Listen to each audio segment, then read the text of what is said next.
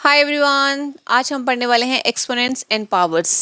देखिए, exponents and powers के questions करने से पहले आपको ये पता होना चाहिए कि एक्सपोनेंट्स एंड पावर्स होती क्या है, क्योंकि आपने देखा होगा बहुत सारे कॉम्पिटिटिव एग्जाम में एक्सपोनेंट्स एंड पावर्स से रिलेटेड क्वेश्चंस पूछे जाते हैं। तो आपको ये पता होना चाहिए कि एक्सपोनेंट्स एंड पावर्स क्या होते हैं, और फिर जब आपको ये पता होगा तो आप इससे रिलेटेड क्वेश्चंस जो हैं वो अच्छे से सॉल्व कर सकते हैं। We can write large numbers in shorter form using exponents. जब भी आपको एक बड़े नंबर को शॉर्टर फॉर्म में लिखना हो तो आप किसका यूज़ करते हैं? एक्सपोनेंट्स का। फॉर एग्जाम्पल, मैं यहाँ पे एक नंबर ले रही हूँ। देखिए, यहाँ पे नंबर मैं ले रही हूँ 10,000। देखिए, 10,000 एक बड़ा नंबर है। अब अगर आप इसको शॉर्ट फॉर्म में लिखना चाहते हैं तो आप इसको मल्टीप्लिकेशन कैसे लिख सकते हैं? 10 इंटू 10 इंटू 10 इंटू 10। जब आप 10 का 4 टाइम्स मल्टीप्लाई करते हैं तो आपके पास क्या बनता है? 10,000। क्लियर? अब देखिए, इसको और भी शॉर्टर नोटेशन में अगर आपने लिखना हो तो आप कैसे लिख सकते हैं इसको? देखिए, 10 जो है वो कितने टाइम्स मल्टीप्लाई हो रहा है? 4 टाइम्स। तो आप इसको ऐसे भी लिख सकते हैं 10 रेज टू पावर 4। ठीक है, ये इसकी और भी शॉर्ट नोटेशन हो गई। यहाँ पे 10 जो है, 10 को हम बोलेंगे बेस। ठीक है, 10 क्या हो गया यहाँ पे? बेस। और ये जो ऊपर 4 लिखा है, 4 का मतलब है कि 10 आपका 4 टाइम्स मल्टीप्लाई हो रहा है, तो 4 इसकी क्या हो गई? पावर, या इसको हम कह सकते हैं एक्सपोनेंट। एक्सपोनेंट 4 क्या है इसकी? एक्सपोनेंट। ठीक है, अब पावर, ये सारी नोटेशन हो गई। 10 रेज टू पावर 4, ये सारी जो एक्सप्रेशन होती है 10 रेज टू पावर, इसको हम पावर कहते हैं। और ये 4 जो है वो क्या है? एक्सपोनेंट। ठीक है, कि 10 का जो एक्सपोनेंट है वो क्या है? 4। अब इसको हम और क्या रीड कर सकते हैं? इसको हम फोर्थ पावर ऑफ 10 भी बोल सकते हैं। इसको हम और क्या रीड कर सकते हैं? Fourth power of 10। अब ये जो आपका नोटेशन आया है 10 रेज टू पावर 4, इस एक्सप्रेशन को हम और क्या कहते हैं? एक्सपोनेंशियल। Exponential form of 10,000। ये किसकी एक्सपोनेंशियल फॉर्म आ गई? 10,000 की। तो मतलब क्या हुआ इस चीज़ का कि जब आपको किसी बड़े नंबर को शॉर्ट नोटेशन में लिखना हो तो उस शॉर्ट नोटेशन को आप किस में लिखते हैं, किसका यूज़ करते हैं? उसके लिए आप यूज़ करते हैं एक्सपोनेंट का। तो ये जो 4 है वो क्या है? यहाँ पे एक्सपोनेंट है। आप इसको ऐसे रीड कर सकते हैं 10 रेज टू पावर ऑफ 4, या फिर फोर्थ पावर ऑफ 10। और ये जो टर्म है, जो नोटेशन आई है, ये क्या कहलाती है? Exponential form of 10,000। क्योंकि हमने 10,000 की लिखी है तो इसको हम 10,000 का एक्सपोनेंशियल फॉर्म कहेंगे। और फॉर एग्जांपल मैं यहाँ पे लेती हूँ 100। अगर हम 100 लेते हैं तो 100 को जब हम मल्टीप्लिकेशन फॉर्म में लिखेंगे या प्रोडक्ट किसका होगा तो 10 इंटू 10 करते हैं। तो ये आपके पास क्या बनेगा? 10 रेज टू पावर 2। तो यहाँ पे 2 इसकी क्या हुई? एक्सपोनेंट। ठीक है, और 10 क्या है यहाँ पे? बेस। और इसको कहेंगे एक्सपोनेंशियल फॉर्म ऑफ 100। किसकी एक्सपोनेंशियल फॉर्म हुई ये हुई 100 की एक्सपोनेंशियल फॉर्म ऑफ 100। क्लियर?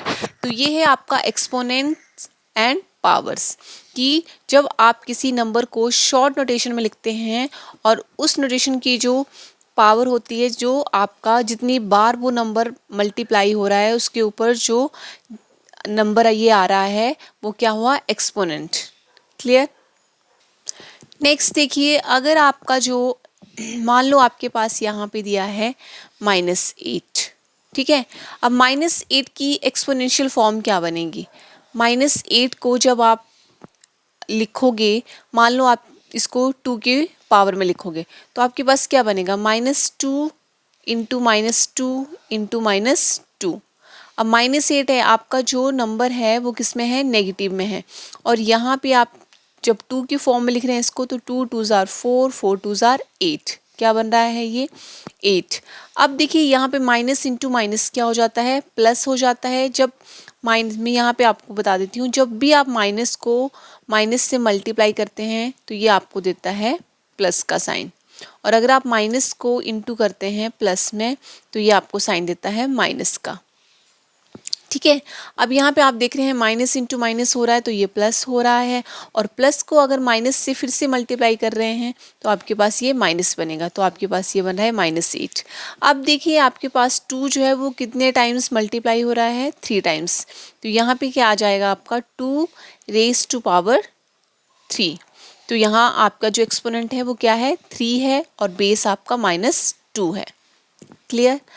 अब जब भी आपका, अब यहाँ पे आप क्या ध्यान रखोगे कि जब भी आपका नंबर जो है जितनी भी बार मल्टीप्लाई होगा उतनी ही पावर्स आपकी बनेगी, उतने ही एक्सपोनेंट बनेंगे।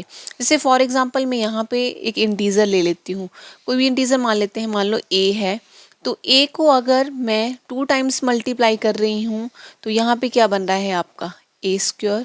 अगर मैं a को 3 टाइम्स मल्टीप्लाई कर रही हूँ तो यहाँ पे बन रहा है आपका a⁻3।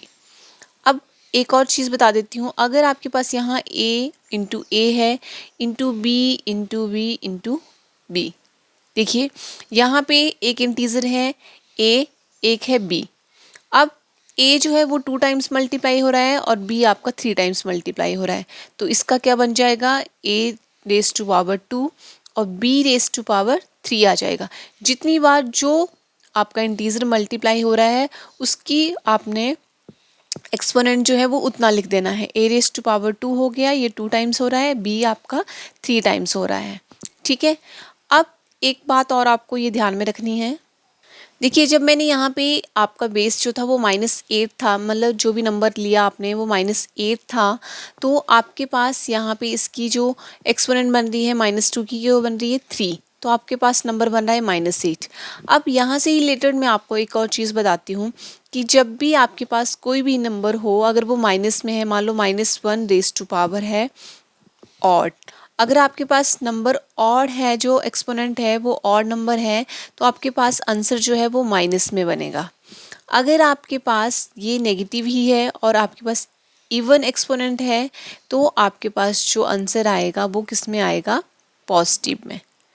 फॉर एग्जाम्पल के लिए मैं यहाँ पे आपको बता देती हूँ, जैसे मैंने यहाँ पे -1 लिया है, तो -1 रेज़ टू पावर अगर हम क्या करते हैं, -1 रेज़ टू पावर अगर हम 1 करेंगे तो आपके पास आंसर -1 ही बनेगा, क्योंकि -1 1 टाइम मल्टीप्लाई हो रहा है। अगर आप -1 रेज़ टू पावर 2 लेते हैं, इवन नंबर क्या होते हैं 2 4 6 8, तो अगर आप -1 को 2 टाइम्स मल्टीप्लाई करेंगे तो आपके पास आंसर क्या बनेगा, पॉजिटिव। क्लियर। तो ये ध्यान में रखना है कि जब भी आपका नंबर नेगेटिव हो और उसकी पावर जो है, जो एक्सपोनेंट है वो क्या है, ऑड नंबर है, तो आपका आंसर नेगेटिव में आएगा। अगर इवन है तो आपके पास जो आंसर है वो पॉजिटिव में आएगा। अब देखिए समझने के लिए मैं आपको एक एग्जांपल देती हूँ। अब आपको फाइंड आउट करना है कि which one is greater, which one is greater. ठीक है, अब आपको बताना है कि 2 रेज़ टू पावर 3 बड़ा है और 3 रेज़ टू पावर 2 बड़ा है। अब आपको समझ में आ गया होगा कि पावर्स कैसे लिखते हैं, तो आपको ये क्वेश्चंस करना है, ये क्वेश्चन को फाइंड आउट करना है कि इन दोनों में से कौन बड़ा है। अब 2 रेज़ टू पावर 3 है, तो मैंने आपको ऑलरेडी बता दिया है कि जब भी ऐसे दिया हो तो उसका मतलब होता है कि ये जो बेस है आपका नीचे का नंबर है, ठीक है, उसका 3 टाइम आपने मल्टीप्लाई करना है, तो 2 इंटू 2 इंटू 2 हो जाएगा। दूसरे नंबर में क्या दिया है, 3 रेज़ टू पावर 2, तो यहाँ पे 3 जो है 2 बार मल्टीप्लाई हो रहा है, 3 इंटू 3। अब देखिए ये कितना आ रहा है आपके पास 8 और ये कितना आ रहा है 9। तो यहाँ से देखने पे आपको क्या समझ में आ रहा है कि 9 बड़ा होता है और 8 छोटा होता है। तो 3 रेज़ टू पावर 2 जो है वो ग्रेटर है किससे, 2 रेज़ टू पावर 3 से। आपने पावर के ऊपर नहीं जाना है कि कौन सी पावर बड़ी है कौन सी छोटी है, कि आप उसको जब तक डिफाइन नहीं करेंगे, उसको सॉल्व नहीं करेंगे, आपको समझ में नहीं आएगा। आप ये मत सोचना कि इसकी पावर 3 है तो ये बड़ा हो जाएगा। आपको इसको ऐसे सॉल्व करना है, 2 रेज़ टू पावर 3 दिया है तो 2 इंटू 2 इंटू 2 करके आपने देखना है, इसका आंसर 8 आ रहा है, इसका 9 आ रहा है। अब जो भी आंसर आएगा उसको आपने आपस में कंपेयर करना है कि कौन सा नंबर बड़ा है। तो यहाँ पे 3 रेज़ टू पावर 2 जो है वो ग्रेटर है देन 2 रेज़ टू पावर 3 से। अगर आपको मेरी समझाई हुई हर बात समझ में आई हो तो आप मुझे इस क्वेश्चन का आंसर कमेंट बॉक्स में कमेंट करें, कि 8 रेज टू पावर 2 बड़ा है या 2 रेज टू पावर 8 बड़ा है। वीडियो अगर आपको अच्छी लगी हो तो आप लाइक करें, शेयर करें और चैनल को सब्सक्राइब करें। Thank you.